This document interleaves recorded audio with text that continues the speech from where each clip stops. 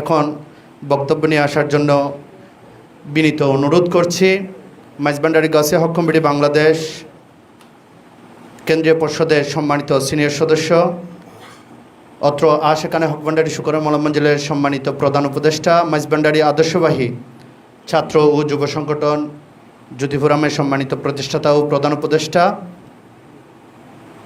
বিশিষ্ট মাইজভান্ডারী লেখক ও গবেষক, অসংখ্য তরুণের নিরাপদ আশ্রয়স্থল, শাহিন শাহ হক ভান্ডারীর দয়াদণ্ড ব্যক্তিত্ব, মাওলা হুজুর মাইজভান্ডারীর করুণাদণ্ড ব্যক্তিত্ব, আমাদের সকলের সর্বজন শ্রদ্ধেয় জনাব মোহাম্মদ শাহিদ আলী চৌধুরী মাইজভান্ডারী মদ্দাজিল আলীকে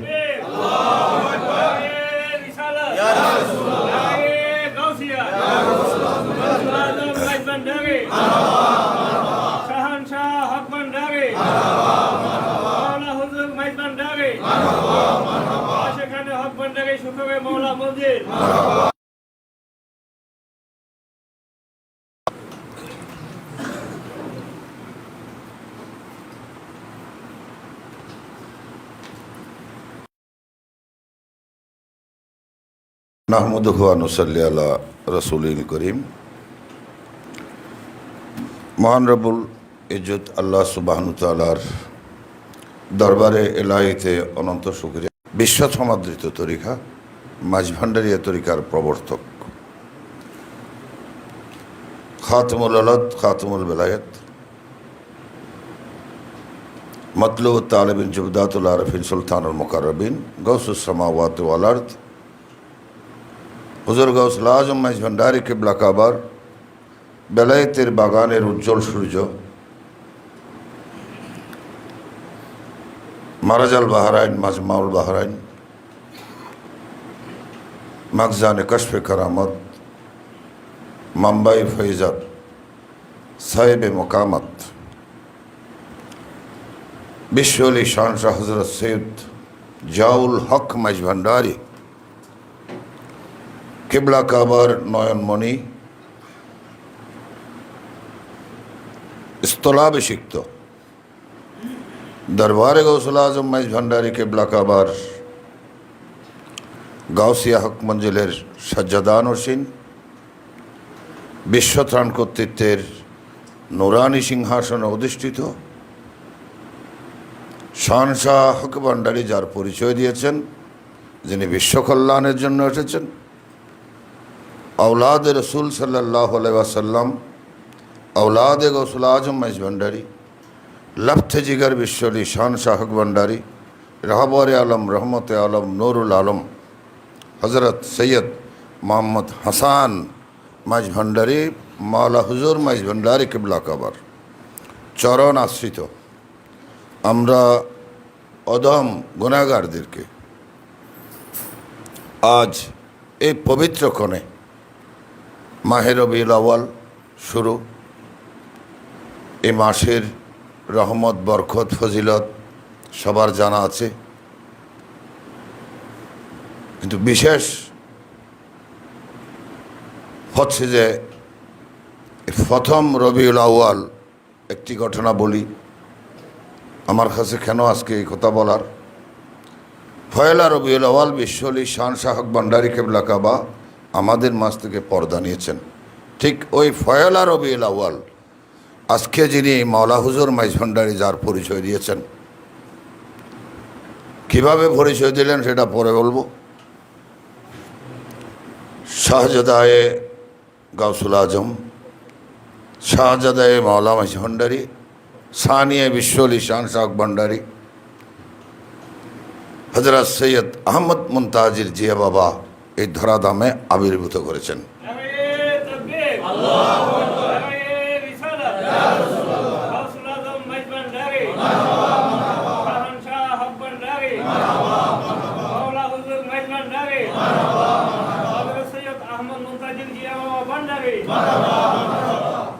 মহান রব্বুল ইজ্জত দরবারে অনন্ত শুকরিয়া জ্ঞাপন করছি এবং মহান মুনিম মাওলা মাইজভান্ডারী কিবলা কাবার নুরানি কদমে অবনত মস্তকে বিনীত চিত্তে অসংখ্য দরুদ ও তসলিম পেশ করছি।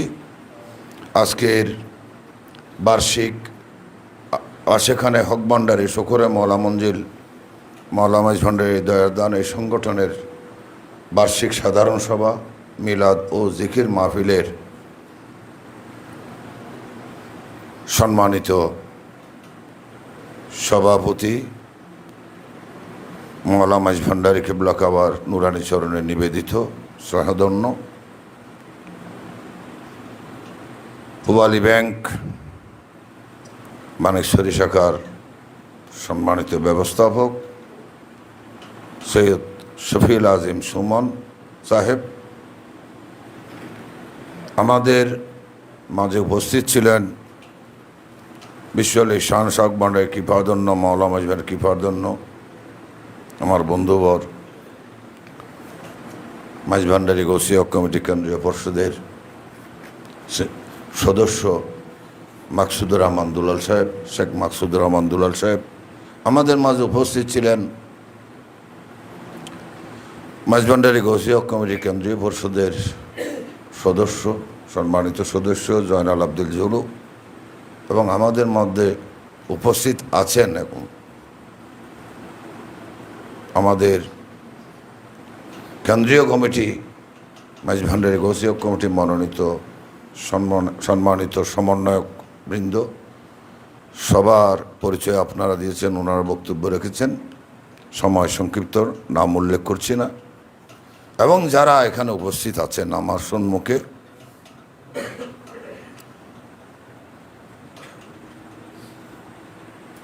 তাদের মধ্যে বিশিষ্ট সাংবাদিক আছেন, বিশিষ্ট ব্যাংকাররা আছেন, শিক্ষাবিদ আছেন, সামাজিক ব্যক্তিত্ব আছেন, শিক্ষকগণ আছেন, আলেমগণ আছেন, সকল উপস্থিত আছেন। এবং আশেকানে হক ভান্ডারী শকরে মওলা মঞ্জিল এই সংগঠনের সকল কর্মকর্তা সদস্যবৃন্দ উপস্থিত আছেন। যেহেতু আমরা বৃহত্তর পরিসরে এটা করি নাই অবস্থার পরিপ্রেক্ষিতে, তারপরও যারা উপস্থিত আছেন আশেকানে হক ভান্ডারী, আশেকানে মাওলানা মাইজ ভান্ডারী সকলের প্রতি আমি আমার আন্তরিক শুভেচ্ছা জানাচ্ছি, সালাম জানাচ্ছি। আসসালামু আলাইকুম ওয়া রাহমাতুল্লাহি ওয়া বারাকাতুহু। আমি কোনো বিশেষ বক্তব্য দেব না, বক্তাগণ যা কিছু বলেছেন সেখান থেকে মৌলিক কিছু আমি বলতে চাচ্ছি। তার আগে আমাদেরকে বুঝতে হবে কেন আমরা একত্রিত হয়েছি, এই সংগঠনটা কিসের লক্ষ্যে। এটা ব্যানারে আছে, যে কেউ আমার সাহায্য প্রার্থনা করবে আমি তাকে উন্মুক্ত সাহায্য করব। আমার সরকারের প্রকৃতি হাসরতক জারি থাকবে। এই কালামটি কার? গাউসুল আজম মাইজ ভান্ডারীর।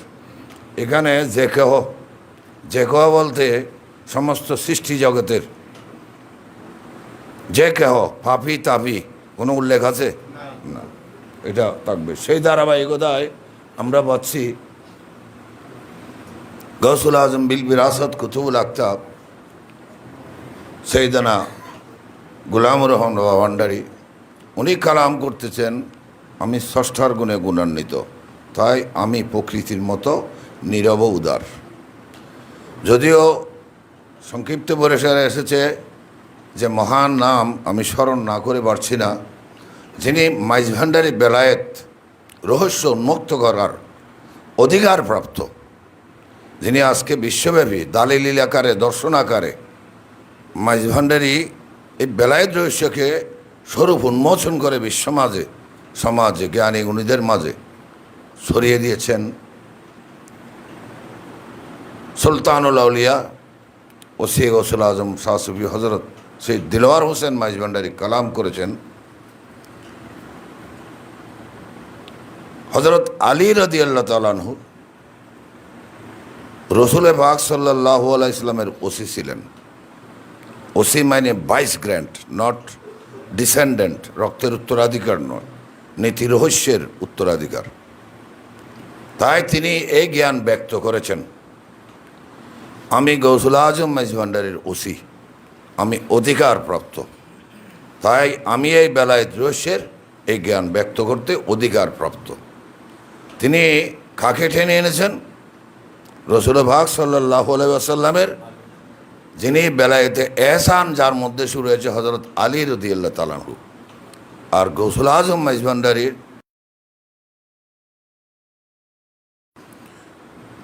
অনন্ত রহস্যপূর্ণ। কিন্তু আমরা তো জ্ঞান চর্চা না করলে এগুলোর ভেতর যেতে পারো। জ্ঞান চর্চা বই পড়া নয়, আমি সেই বিষয়ে বলবো।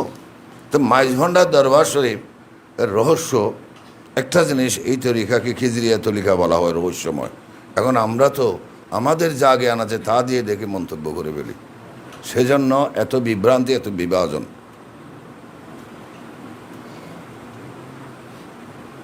আমরা কেন একত্রিত হতে পারতেছি না? এখানে লেখা আছে, ফরদোষ ফরিয়ারে নিজ দোষ দেয়ানে সুদাইন সুদিজনে সুধীর বাচনে। এই মঠটা আমরা কি চেষ্টা করি এটা বোঝার? এটা কি মানুষের সাথে আমরা সুন্দর ব্যবহার করি, যে স্নেহ পাবে, যে শ্রদ্ধা পাবে, যে ভালোবাসা পাবে, এই অভ্যাস কি আমাদের মধ্যে গড়ে উঠেছে? আমরা কতটুক? আমাদের দিদার বলেছে, দুলাল 50 বছর বলে, সে আবার আমার আসলে জুনিয়র ফ্রেন্ড। তাদের মধ্যে আমার অন্য কিছু আছে, স্টুডেন্ট লাইফেরও। এখানে ব্যবহার হচ্ছে যে এই মঠটাতে আমাদের বলতে হচ্ছে না, আমাদের এই প্রবৃত্তি এটাকে নিবৃত্তি করা, আমাদেরকে ফাসাদ থেকে দূরে আসতে হবে। আমাদের মধ্যে জানার কিউরিওসিটি, যেটার বিষয়ে মাওলা হুজুর মাইজভান্ডারী কালাম করেছেন। কি কালাম করেছেন? সংঘাত নয়, সংলাপ, দুটা শব্দ। এটা কি তিনি নতুনভাবে করেছেন, নাকি এটা কোরআনের মূল? ফিতনাত, ফাসাদ। কেন আমরা ফাসাদে কেন যাচ্ছি? আমাদের বুঝ ব্যবস্থার কারণে। আমি আর কিছু বলবো না।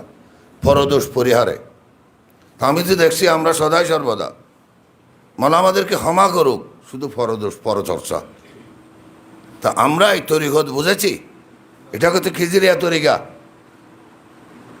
তারপর সুদাইন সুদিজনে সুধীর বাসনে। আমরা কি আমাদের মুরব্বীদের সম্মান দিতে জানি? কেন কেন জানি না? মাস্টার দিদার সাহেব বলেছেন তরুণ সমাজ। এটা তো তরুণ সমাজের দোষ নয়, এটা আমাদের দোষ। আমাকে যে মুরব্বী মানবে, আমার মুরব্বী মানার যে বৈশিষ্ট্যগুলো দরকার আছে, সেটা আমার চরিত্রে কতটুকু আছে? আমি তো শিক্ষা দিয়েছি, মাইজভান্ডার দরবার শরীফে কোনো অভিযোগ নেই। বেয়াদব আল্লাহর দরবার থেকে মারুফ, বেয়াদব বেনসিব, বাদব বানসিব। মাইজভান্ডারের দরবার শরীফের আদবের চূড়ান্ত অবকাশ আদমকে অপ্রকাশ্যে দিয়েছে আত্মিক জগতে। এখানে প্রকাশ্য সেজদা দিতে হবে। তুমি ইনসান, তোমার সর্বশ্রেষ্ঠত্ব সব বিলীন করে দিতে হবে। আর সেই সজিদাকে আমরা কি করেছি? মোস্ট ভ্যালুয়েবল যেটা, সেটাকে আমরা যদি অ্যাভেলেবেল করি, সেটার কি মূল্য থাকে? আমরা বেগুন কিনি না বাজার থেকে, তো বেগুনের দামে যদি স্বর্ণ পাওয়া যায়, আরও যদি কম দাম হয়ে যায়, তাহলে স্বর্ণের মূল্য থাকবে? তখন বেগুন গলায় দিবে। আমরা তো সুন্দর সুন্দর কথা বলতেছি, এই যারা বলতেছে ওইদিকে, যাই হোক, আমি আর এদিকে আর যাব না, এই কথাগুলো আর বলবো না। কারণ আমার সাথে যারা আছে, তারা তো শুধু আমার সাথে এটা নেই, ইন্টার কানেক্টেড হয়ে আসছে তারা। কেন আলতাম মিয়া বক্তব্য দিতে পারতেছে না? কারণ উনি স্থিরতা হারিয়ে ফেলছেন। সেটা তো আমার নয়, মাওলার দয়া। আমি তো বলে দিয়েছি, সেটা আসমান জমিন বরাবর সমস্যা হোক, তুমি তার গোলামের কাছে আসছো যে তাদের পরিবারের উপর না, সবার পরিবারের উপর না। তা আমাদেরকে কেন পাঠাইছেন? যে আমাদের কি সুন্দর সুন্দর কথা বলার জন্য, নাকি মাওলার রুহানি শক্তির বিকাশ করার জন্য? আমরা কি রুহানি প্রতিনিধিত্ব করি, নাকি আমরা মাওলার কন্ট্রাক্টারি? এই যে হাদিয়া বললো, এক ধরনের তো কন্ট্রাক্টারি। সেটা কিসের হাদিয়া? কি হাদিয়া কি আমি চেয়ে নিতে পারবো? তো এই ধরনের তো বড় লোক আছে, তাকে আমার সাথেও সম্পর্ক, তাকে বললে যদি আমি 1 কোটি টাকা দাও, দিবে না? তো তার টাকাকে আমি ফুটতে হবে না? সে টাকাগুলো রোজগার করতে কি করছে কোত্থেকে? তা হাদিয়াটা হচ্ছে কি অন্তরের উচ্চারিত জিনিস। এটা হেদায়েতের মাহফিল। আমার এখানে হাদিয়ার কথা বলতে হবে না। যারা আজকে সুমন 2 যুগ হারিয়ে গেছে লেখাপড়া থেকে, ফারুক বহু সিনিয়র, ইউনিভার্সিটির ডিগ্রি শেষ করছে, যাও 22 বছর হয়েছে, আমার সাথে ছিল। ওকে নিশি রাত্রি বললাম যে আমি হাদিয়ার মিশন নিয়ে আসি না, হেদায়েতের মিশন নিয়ে এসেছি। তখন কী ছিল, আজকে যাদের কথা বলা হচ্ছে প্রতিনিয়ত আমাকে মেরে ফেলবে। আমি বললাম যে আসুক, কারেন্টকে টাচ করতে দাও। তো মাঝবান্ডারে কারেন্ট না, তো সুদা আসর বাদে এইটা ভাঙতে, যেটা কিছু করতে হলে কিছু করতে হয়। তা আমাদের ওপরে শুদ্ধতার দরকার আছে, সেটা বলতেছি। যে যা হোক, আমি আর কিছু এই বিষয়ে বলতেছি না। আমি যেটা বলতেছি এখানে আলোচনা হয়েছে সেই পরিপ্রেক্ষিতে বলতেছে। আমার আছে গৌসুল আজম, আমার কিসের ভয়, আমার বাবা হক ভান্ডারী, যিনি জগৎময়। এই বিশ্বাস আনতে হবে।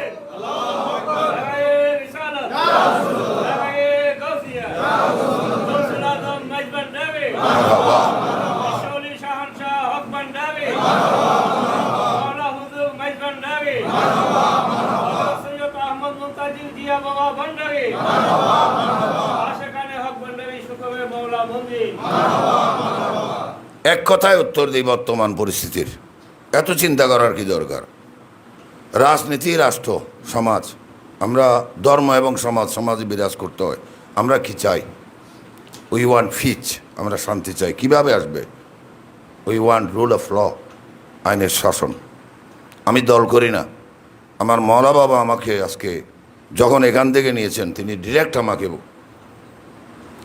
সব কিছু থেকে নিয়ে গেছেন। কি তখন আমি স্পষ্ট হয়ে গেলাম, আমি যদি এটা সুফিবাদ, অর্থাৎ স্রষ্টার সাথে ভালোবাসার সম্পর্ক, আমি যদি পার্সিয়াল থাকি, তাহলে আমি স্রষ্টার গুণাবলী বুঝতে পারবো। তাহলে খারা যদি থাকে, আপনারা ছুটে যান। আমার এখানে কোনো পার্সিয়াল, আমার এখানে কোনো দলভুক্ত লোক নাই, কেউ পার্টি করে না। আমি ওই দিন বলেছি না, যার দেখিবে, তোমাদের কিছু হয়েছে? তোমাদের কিছু হয়েছে কোনো সময়? তোমাদের কেন হবে? আমার এত যুবক ছেলে আমার মাওলা দয়া করছে, তাহলে তারা তো বুক ফুলিয়ে চলতেছে। ওই যেখানে সবচাইতে বেশি হেলিকপ্টার দিয়ে মারছে, ওখান থেকে আসছে ঢাকা থেকে। ও তো উচ্চশিক্ষিত, ও তো ওখানে ইনশাল্লাহ সফিস্টিকেটেড জব করে। আমাকে একটা ফোন দিল, মামা এরকম ব্যাপার, বলে যে তোরটা ফুটাইয়ে দেয়। সেটা কি? তোর বক্তৃতা দিয়ে দেয়। চলে গেল ওখান থেকে। গণভবনে আমার একান্ত লোক, সে কি SSF, ফোন করছে, বলে যে তোর সাথে, বলে যে আপনি থাকবেন কি না? আমি বলে যে বাবা জানছে, বলে যে আপনি থাকলে হলো আমার সাথে। আমাদেরকে গণভবনে ডিউটি দিচ্ছে, আমি খবর পাচ্ছি না সবগুলো। আসেন আমাদের মুক্তান হোসেন, এরা জানে।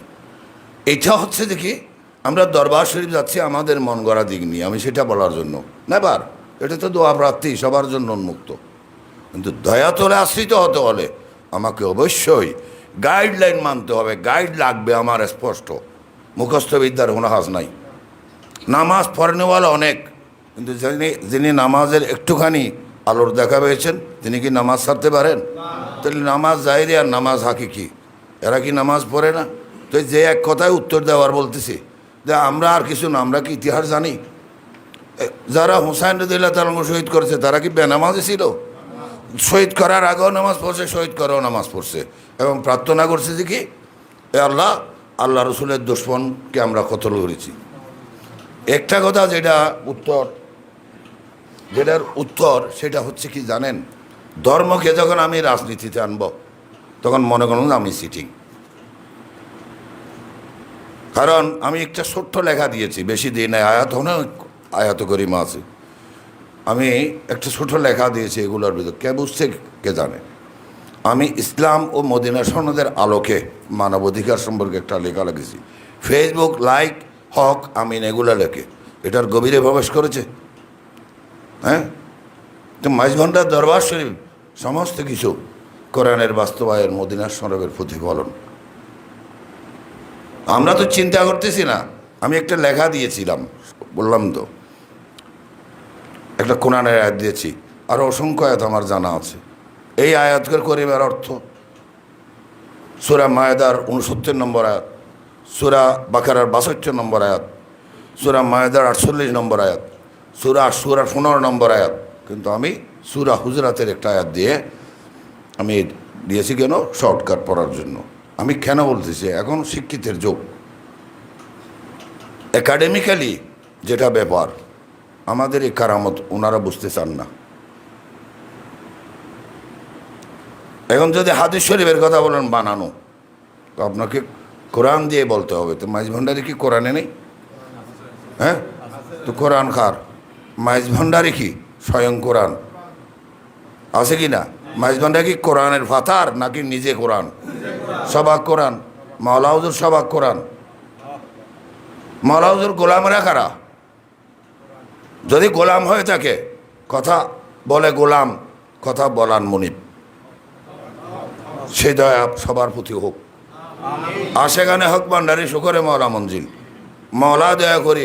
আমার 2 বাচ্চা আছে, আমি এখন আর কিছু বলতে চাচ্ছি না। উনি নিজ দয়ান কালাম করছে যে, এবং একটা বিশাল কিছু বলছে। আমি দিয়েছি, আমার বাচ্চা বলে যে আব্বু আমাকে বলছিল, তিনি নিজ দয়া আপনার সংগঠন আপনি দেন। এটা কোনো এমনভাবে বলছে যে আপনি ট্র্যাপ থেকে বেরিয়ে যান, আপনার এই সংগঠন। তখন শুকরে মারো যে আপনার মঞ্জিলের নামে, এটা এলাকার নামে সংগঠন ব্যতিক্রম বলছে যে এটা এটা একটা মঞ্জিল, এটা একটা মঞ্জিল।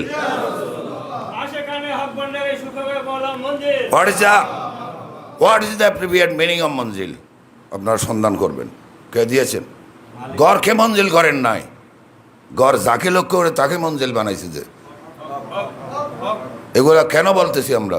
আমাদের কাছে আসুক, আমরা কাউকে উল্লেখ করব না। আমরা ভয় কেন করব? কিসের ভয়? আমরা আসছি কিসের ভয়? থারানোর জন্য।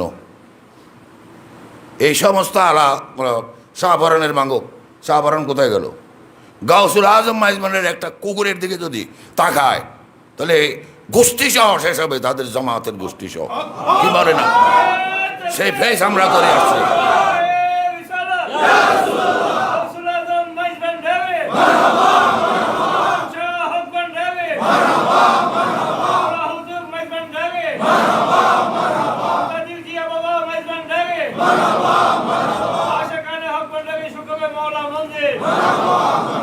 এবার আমি আসি এই কথায়, পরে আসবো।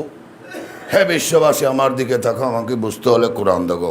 কোরআন পড়তে বলছে না দেখতে বলছে? যে তা আমি যে বলছি মিথ্যে বলছি নাকি? কোরআন সিপ্পিনের যুদ্ধে আমি সবাক কোরআন বলেন না আলীর দেল দালো, যে বিশ্ব আলী কি সবাক কোরআন কিনা? মাওলা হুজুর সবাক কোরআন কিনা? উনি সবাক কোরআন, সবাক তো উনি বলান বলি, উনি শুনান শুনি। আমরা কিসের জন্য এমনি আদিয়ে নেব মহিষ নেব কি এমনি যাচ্ছে নাকি? মাঝবান্ডার এমনি যাচ্ছি কিনা? সমস্ত নিজেকে ত্যাগ করে হাঁটু হাত মাথা সবগুলা মাটিতে দিয়ে একটা আদিয়ে কবুল হওয়ার জন্য কান্নাকাটি করতেছি কিনা? হ্যাঁ, হাদিয়া মানে চাঁদাবাজি নাকি? তারা তো চাঁদা তুলতেছে ঘরে ঘরে গিয়ে। আমার মন্দিরে আজকে সবাই আছে, আমার বৎসরে এই প্রোগ্রাম না, এর ডবল টাকা আমার শুকরে মাওলা মঞ্জিলের প্রোগ্রামে শেষ কর। খুব খেয়াল করবেন, আমাকে দেখে আমাকে এগুলো করায় কে? এরা যে টাকা পাইছে, কয় টাকা সংগঠন না দিয়ে তুলতে পারবে? তো ওদেরকে মেহরবানি করছে না?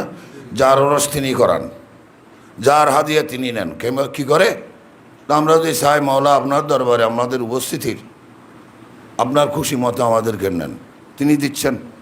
এটা তো আজকে থেকে নিচ্ছি না। তো এই শিক্ষা তো আমাদের দিতে হবে। যাই হোক, তারপর আসলো বিশ্ব আলী শাহনশাহ। মাইজ ভান্ডারী সঙ্গীত উপভোগের নয় বরং উপলব্ধির। মাইজ ভান্ডারী সঙ্গীতের কথা বলছেন, আমরা গবেষণা করে দেখছি মাইজ ভান্ডার শরীফ এভরিথিং টোটাল ইজ রিয়েলাইজেশন। আমি সেই কথায় আনার জন্য কালকে আমি উল্লেখ করবো না, আমি ক্লাস করাই নবুয়তি সেই সম্পর্কে, সেখান থেকে আমি এই জিনিসটা ঘুরে আনছি সেটা বলার জন্য। মাইজ ভান্ডার শরীফ হচ্ছে উপলব্ধির, কোনোটা অনুভূতির নয়। আমরা অনুভূতি কী জিনিস, উপলব্ধি কী জিনিস জানি না।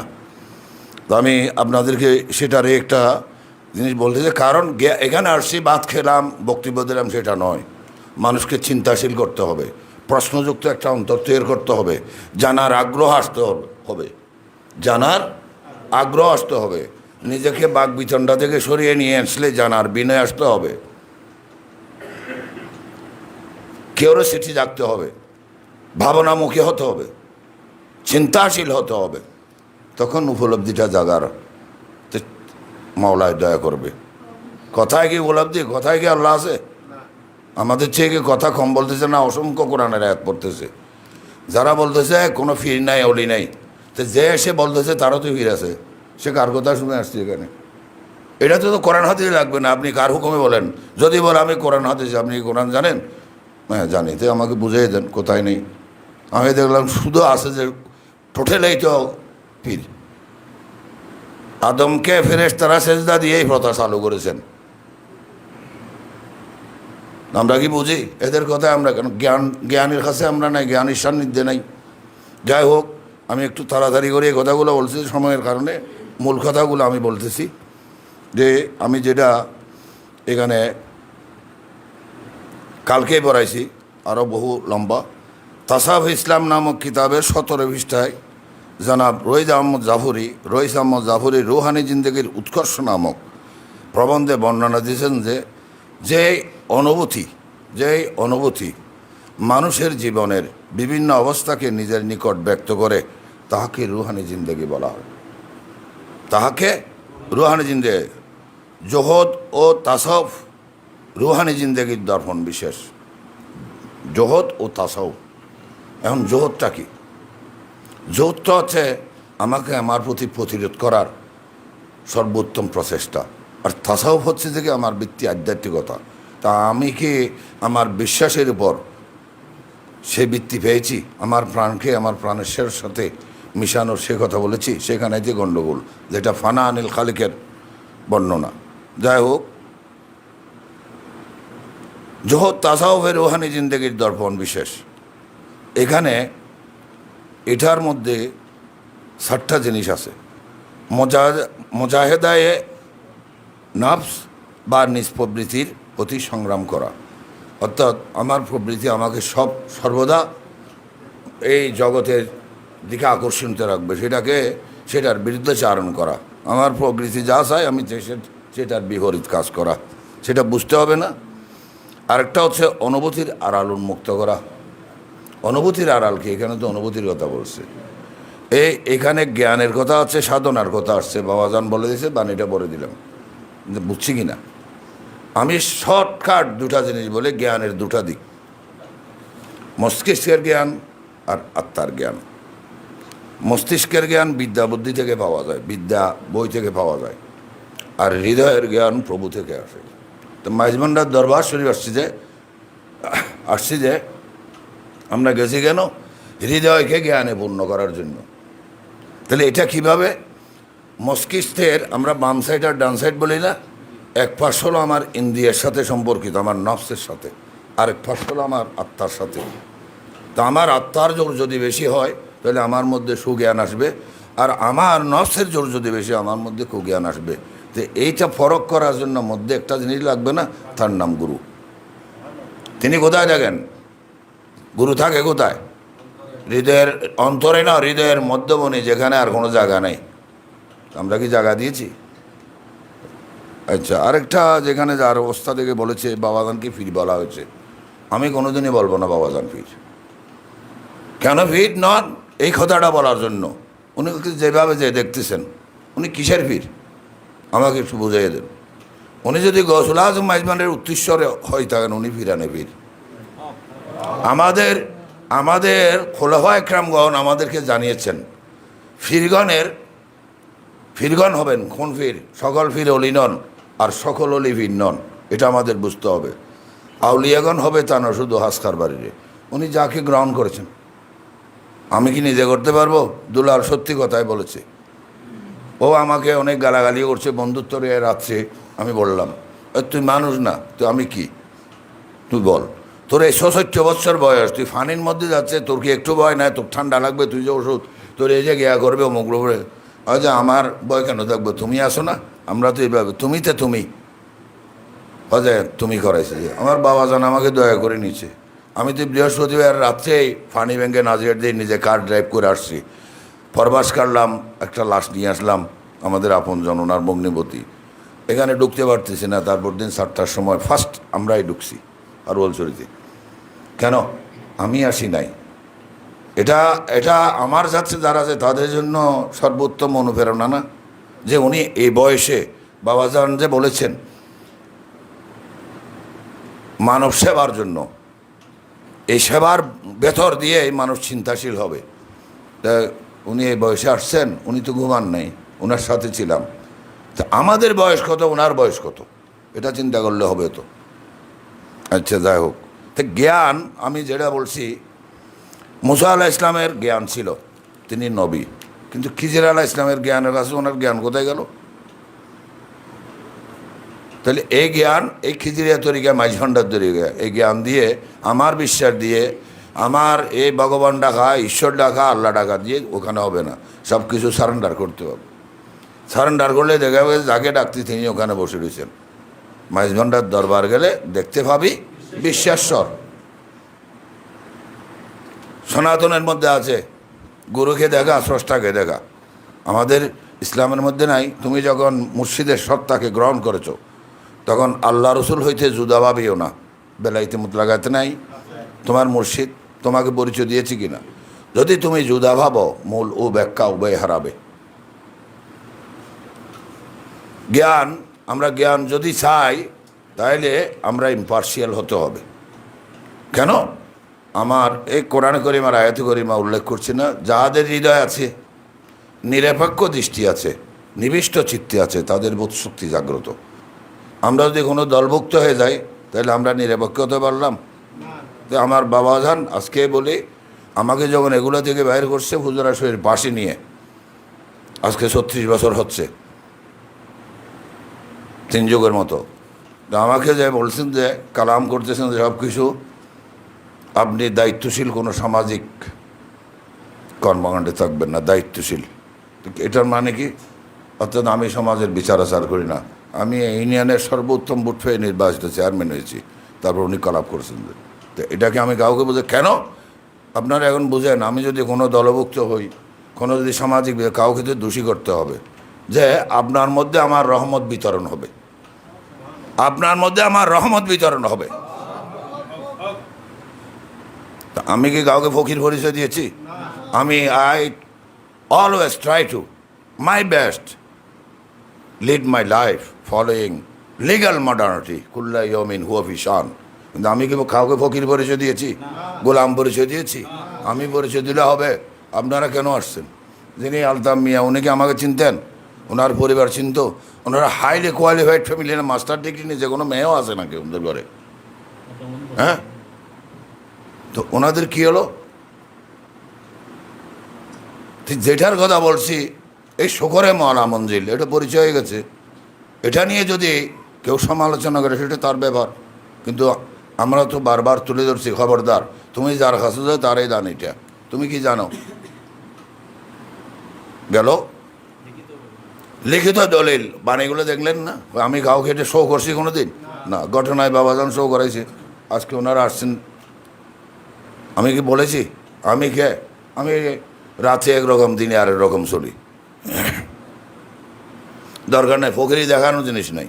আমি একটা কথা বলেছিলাম ওই দিন, যে মাওলানা জালালউদ্দিন রুমি যখন শামসুদ তাবরিজের নজরে করমে পড়ছে, আয়াত করে যদি আমি তেলাওয়াত করি শেষ করতে পারবো না। শামসুদ তাবরিজের নজরে করমে গেল, তো সবাই তো জানে না আমি কোথায় যাই, কী করি, সবাই কি জানে না? তখন ওনার শিষ্যরা, যারা উপযুক্ত জগৎ বিখ্যাত আলেমরা, ওনারা একটা প্রশ্ন নিয়ে আসলেন। তো ওনারা তো জানেন না যে উনি এর মধ্যে শামসুদ তাবরিজ রহমতুল্লাহ আলাইহির নজরে করমে পতিত হয়েছেন। তখন ওনারা এসে ওনার দর্শন পেলেন, পেয়ে জিজ্ঞাসা করলো যে হুজুর, ফকিরি কাকে বলা হয়? কোনো উত্তর করতেছেন না। এভাবে ওনারা করতে করতে ওনারা কেন জবাব দিচ্ছেন না? আগে তো জবাব দিতে, কথা বলার আগেই উত্তর দিয়েছেন এই কিতাবে, এই কিতাবে, এখন তিনি উত্তর কেন দিচ্ছেন না? কিরে কী হলো? তারপর তিনি সভা ছেড়ে চলে গেলেন ওনাদেরকে পেলে। হঠাৎ শামসুদ তাবরিজ, জালাল তাবরিজ উপস্থিত হলেন, ওনার পীর, ওই যাকে পাগল বলেছে। তখন ওনাকে বললো যে, ওনারা তো একজনের বলে যে উনি তো এখন ওনার মশগুল, এই ধরনের সংবাদ আছে না? তো ওনারা চিনলো মাওলানা জালালউদ্দিন রুমিকে আমরা এই প্রশ্নটা করলাম, তিনি আমাদের কোনো উত্তর না দিয়ে চলে গেলেন।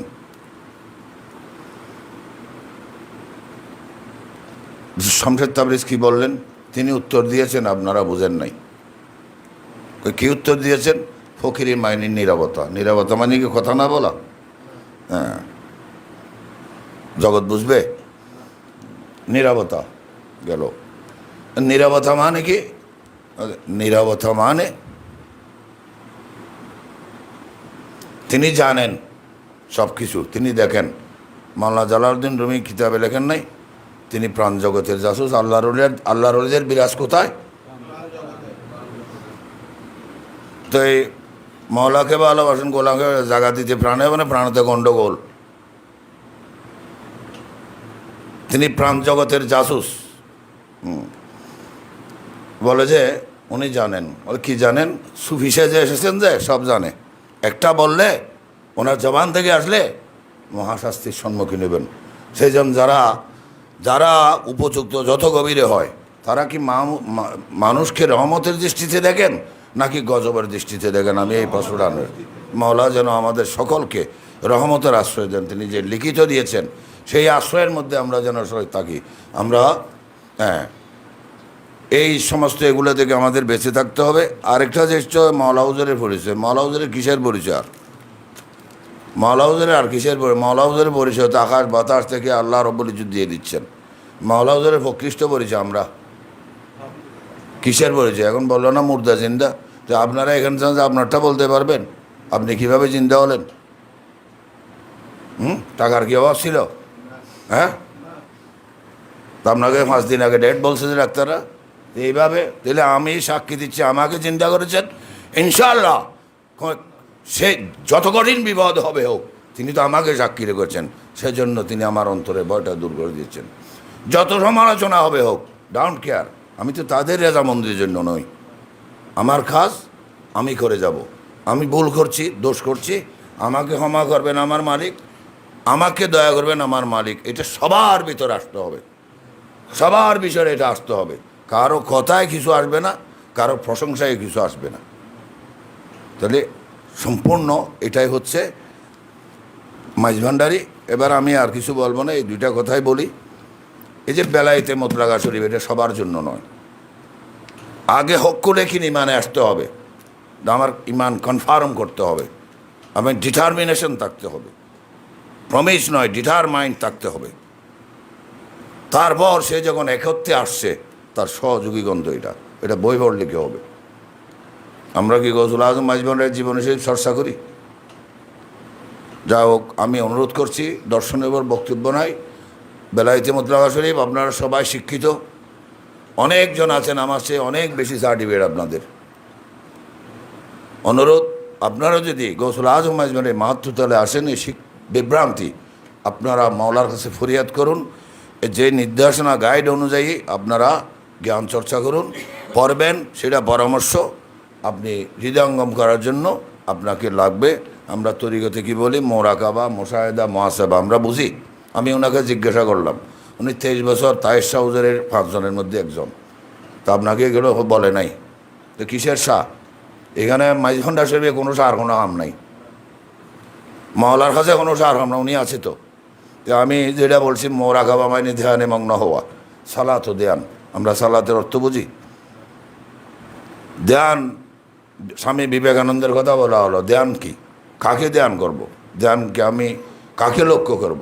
কোন ধ্যানে মগ্ন হব? গাইড ছাড়া হবে? ধ্যানে প্রথমে আমাকে ধ্যান করতে হবে। আমি অন্য কিছু বুঝি না। আমার ধ্যান করে আমার অবস্থাটা কোন জায়গায়। আমি তো কথা সুন্দর সুন্দর বলতেছি, খাসটা সুন্দর আছে কিনা, নাকি খাজের কথার বিপরীতে খাস। তারপর আসছে মহাসেবা। এই যে মোরাকাবা করতে হলে মহাসেবা, আমার হিসাব নিকাশ আমাকে নিতে হবে। রাবার নাফসাহু, এটার অর্থ হলো যে মহাসেবা, আত্মদর্শন, তেলাওয়াত, ওজুদ। তারপর হচ্ছে মোশাহেদা। মোশাহেদাটা হচ্ছে যে ধ্যান করেছেন হিসাব নিয়ে, যে নিবিষ্ট চিত্ত হয়েছে, আপনি ওখানে গেছেন আলোর জগতে পৌঁছে যাওয়া। এটাগুলো মুখের। যাই হোক, মালিক দয়া করুক, আমাদের আর বক্তব্য দেব না। আমি যেটা মাওলার অভয় বাণী সেটা বলছি। মাইজভান্ডার শরীফ ইমানের ক্যান্টনমেন্ট, মাইজভান্ডার শরীফ ইমানের অভয়ারণ্য। এখানে ইমান হারানোর কোনো সম্ভব নয়। এখন হারাবো যে খারা যারা পেয়েছে তারা হারাবার সম্ভাবনা, আর যারা ইমানের জন্য যায় না, যারা ইমানের কথা চিন্তা করে তাদের হারাবার কিছু আছে? তাহলে আমরা মাইজবান্ডার শরীফ যেতে হবে যে এই বাণীটা রেখে আজকে আমার হজবরল বক্তব্য শেষ। গৌসুদানের প্রেম সাগরে ইমান রত্ন বেসে যায়, ধনী হতে সাত টাকা যা। গোলামের সাথে আসছে যে ইমান বাবার জন্য আসতে হবে, যে গোলামের কাছে আসলে কিসের জন্য আসতে হবে? তাই সেই মান যে মঞ্চে বসে সেই মানে সাক্ষী কে দিবে? গোলাম সাক্ষী দিলে প্রমাণ দিতে হবে না? তো প্রমাণ পেয়ে যদি আমি সেদিকে অগ্রসর না হই, তাহলে আমি কি ইমানদার হব? আমার সব কিছু তো হবে ইমানের উপর ভিত্তি করে, আর আমার ইমানই নেই, আমি নামাজ রোজা হজ জাকাত দৌড়াদৌড়ি করলাম, কিছু হবে? এই কথাটাই বলে, কারণ এখানে অনেক কথা আসছে তো আমি ইশারাতে বলছি, ডিরেক্ট বলতেছি না। এই একটা জিনিসই বলি, যারা যে কোরআনের কথা কোরআনের হাদিসে সবাইকে ক্ষমা করতেছে বর্তমান, আমি একটা কথাই বললাম যে রাজনীতি একে যখন ধর্মকে যখন রাজনীতিতে নিয়ে আসবে, মনে করবেন যে সে কে উপরে ধরেন যে সে ইবিলিশের প্রতিচ্ছবি, নিচে আসে দেখবেন যে সে এজিদ। ধর্ম নিয়ে যদি রাজনীতি করে, সে যে হবে হোক, সে সনাতনী হোক, সে ইসলামের কথা বলুক, সে বা বুদ্ধিস্ট হোক, যে কারণ ধর্ম সেটা মনন প্রকৃতি, আল্লাহ যাকে যেটাকে বুঝিয়েছেন, কিন্তু আমাদের কি হিসাব করতে হবে? কর্মের কথা। তো যারা ধর্মের কথা রাজনীতি, তারা আমাদের পরিচয় কেন?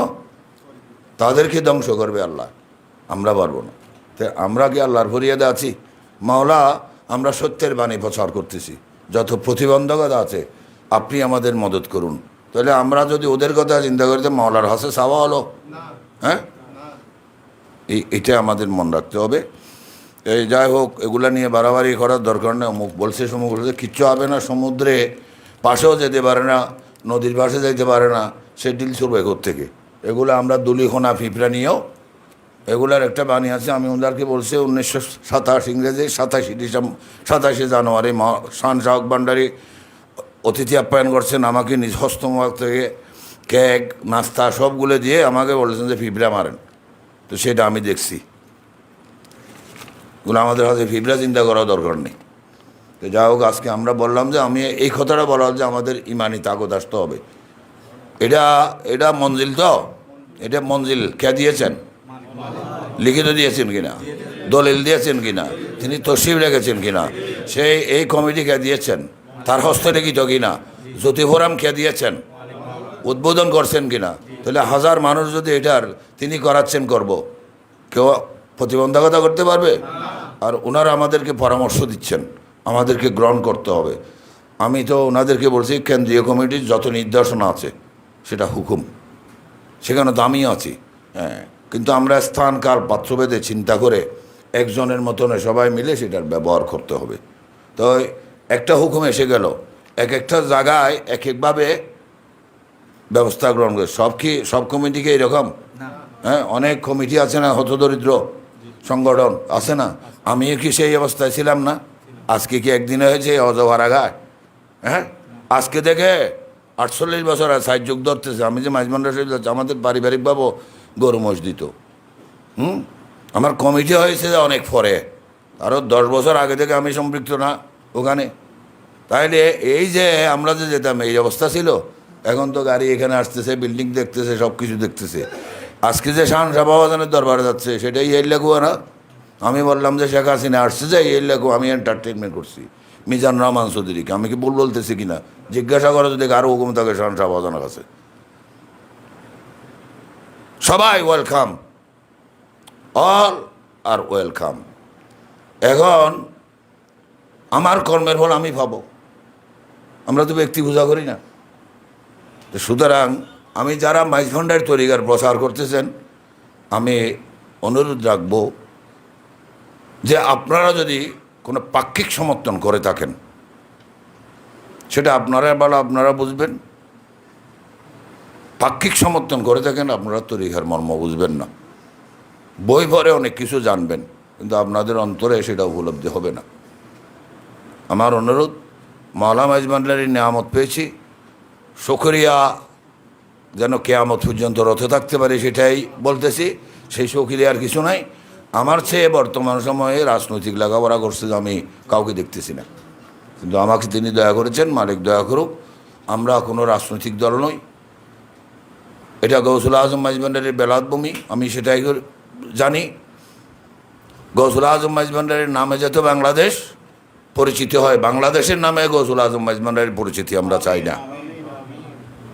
সবাইকে বিরক্ত করেছি, একটু অস্থির অবস্থা আপনারা বুঝতেছেন। বিভিন্ন জন রাষ্ট্রীয় পরিবর্তন, প্রাথমিক বিভিন্ন অসুবিধা আছে, ব্যাংকের অর্থনৈতিকভাবে যারা আছে, বিভিন্ন কাস্টমার ক্লায়েন্টরা, তো এদেরকে মালিক উদ্ধার করবে না? হ্যাঁ, যদি রুহানি প্রতিনিধিত্ব করে থাকি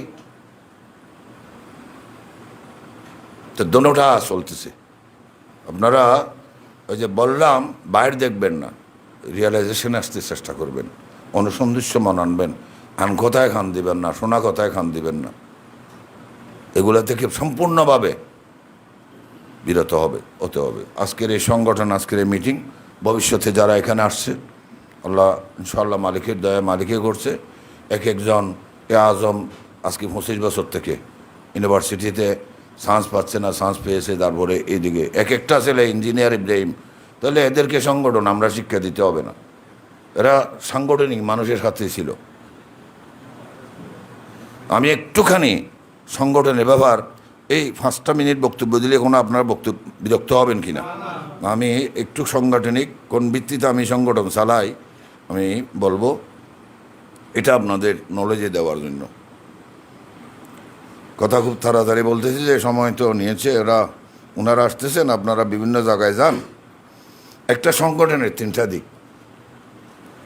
একটা হচ্ছে সাংগঠনিক প্রক্রিয়া আর কার্যক্রম পরিচালনার নির্দিষ্ট বিধি, সেটার জন্য গঠনতন্ত্র আছে। এই গঠনতন্ত্রের মধ্যে কী কী থাকে? সিদ্ধান্ত গ্রহণের প্রক্রিয়া। আমি কোনোদিন আমার নিজস্ব মতামত ওনাদেরকে চেপে দিয়েছি কিনা আপনারা সেটা জিজ্ঞাসা করেন। আপনারা মতামত করেন, আমার সাথে শেয়ার করেন প্রধান উপদেষ্টা। আমি যদি কিছু অ্যাড করতে চাই বা এটা আপনাদের মতামতের বিরুদ্ধে, সংগঠনে সম্পূর্ণ সহনশীলতা থাকতে হবে। যারা আসছেন এটা আসতে হবে। আমার থেকে কি একদমই আপনারা পেয়েছেন কিনা? তারপর আসছে যে সিদ্ধান্ত গ্রহণে, তারপর সদস্যপদ। সদস্য কাকে করব? কারণ আমরা যেগুলো কমিটিকে দিয়েছি, আমরা মাওলার দরবার জানি, আশা করি ওরা শুধু আমার বিশ্বস্ত নয়, ওরা একত্ববাদ তৌহিদে আদিয়ানের অনুসারী, এরা মাওলা হুজুরের গোলাম। তারপর আসতেছে যে এই যে সদস্যপদের যোগ্যতা, যেটা আপনারা দেখবেন সেখানে যতটুকু পেয়েছি, নিয়ন্ত্রণ ও তদারকি। আমার এই সংগঠনের অবজারভেশন আছে। কালকেই আমার বাচ্চা ছোটোটা সাজিদ, ওর তো লেখাপড়া সাংগঠনিক, আমাকে বলছে বাবা কোনো ত্রুটি দেখছো? হয়েছে না, আমার পুরো নজরদারি ছিল। এবার আমরা এটাকে এমনি করি নাই, আমার মালিক আমাকে মেহনত করছে। এই সংগঠনের কর্মকাণ্ড এখন আমাদেরকে করতে হচ্ছে না, যারা এটা করে আসছে উপরে, ওনারাই ওদেরকে তদারক করবেন। ওনাদের ইবাদত, এই বিষয়ে ধারণা দিলাম। মূল জিনিস হচ্ছে অর্থনৈতিক উৎস এবং আয় ব্যয়ের বিষয়। সমস্ত সংগঠনে এই অর্থনৈতিক, ধর্মীয় সংগঠন বলেন, মসজিদ কমিটি বলেন, মাদ্রাসা কমিটি বলেন, মন্দির কমিটি, এটার লোভ থাকতে পারবে না। এটার লোভ থাকতে পারবে না। এই আয় কোত্থেকে হচ্ছে, মালিক কোত্থেকে দিচ্ছে, সবাই বুঝবে না। তারপর এই যে ব্যয় করলাম, আয় ব্যয়ের একটা হিসেব দিল। ইনশাল্লাহ আমাদের বুলতুজারের যতটুকু জানা মতে ওনারা সঠিক হিসাবটা তুলে ধরেছেন। আয়টা কিসের? বাবাজানের দয়া, আমাদের আর কোনো আয় নেই। উনি দয়া করেন, উনি কর্মের ভেতর দিয়ে উনি আমাদেরকে সম্মানিত করেন। তারপর আর্থিক উৎসের বিষয়টা আছে। এবার ব্যয়ের কাঠামো, আমি যে ব্যয় করবো আমার কাঠামো জানা আছে কিনা। আমাদের এখানে সুন্দর পরিকল্পনা হয়, পরিকল্পনা আমি খরচ করা হয়। তারপর আসছে যে বাজেট প্রণয়ন। এই যে আমি একটা কাজ করতেছি, এটার কতটুক বাজেট এবং এই টাকাটা খরচ করলে আমি কতটুক ফিডব্যাক পাবো উদ্দেশ্যহীনভাবে। হ্যাঁ, এটার জন্য আসছে যে কি, যে আমি যে কাজের পরিকল্পনা করছি সেটার ফিনান্স আমি সঠিকভাবে দিতে পারবো কিনা, ইনশাআল্লাহ কোথাও ঠেকছে কিনা। তারপর আসলো যে সেটা আর্থিক স্বচ্ছতা, এবার আসছে সংগঠনের লক্ষ্য উদ্দেশ্য। এগুলো মোস্ট ইম্পর্টেন্ট। লক্ষ্য উদ্দেশ্য কী? আমাদের এই সংগঠনের লক্ষ্য উদ্দেশ্য কী? একটা জিনিস মাওলা হুজুরের বাণী দিয়ে আমরা বলতে পারি, কোরআনের বাণী। মাওলা আমাদেরকে দয়া করুক, আমি গুনাহগার এই মুহূর্তে, আমার গুনার চেয়ে ওনার ক্ষমা বড়। প্রথম শর্ত হচ্ছে নৈতিক সমস্যা থেকে উত্তরণ, উন্নত চরিত্র গঠন, স্রষ্টা সৃষ্টি সম্পর্কে স্থাপন। সুফিবাদের মূল বিষয় এখানে। আমার যদি আমার স্রষ্টার সাথে সম্পর্কিত না হয় রূপ, আমি আন্দাজে থাকবো যে উনি বলছে চেষ্টা করবো যে।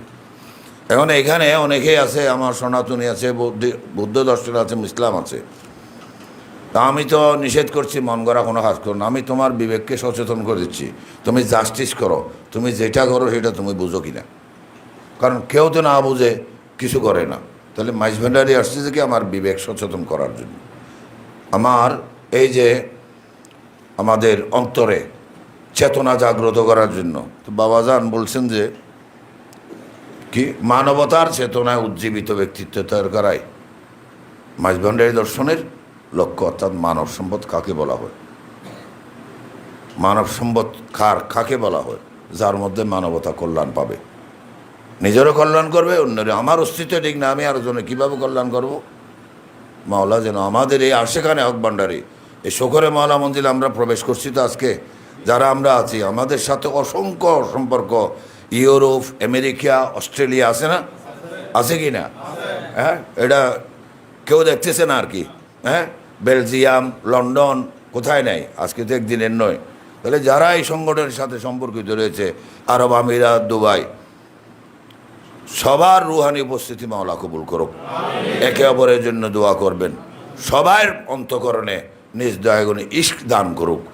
এই সংগঠনকে বিশ্ব সমাজে প্রাতিষ্ঠানিক রূপের মধ্যে বাবাজান যেন অনন্ত অনাদিকালের জন্য মাইজভান্ডারি দর্শনের আদর্শ সংগঠন হিসেবে কবুল করেন এবং প্রতিষ্ঠিত করেন। আসসালামু আলাইকুম ওয়া রাহমাতুল্লাহি ওয়া বারাকাতুহু।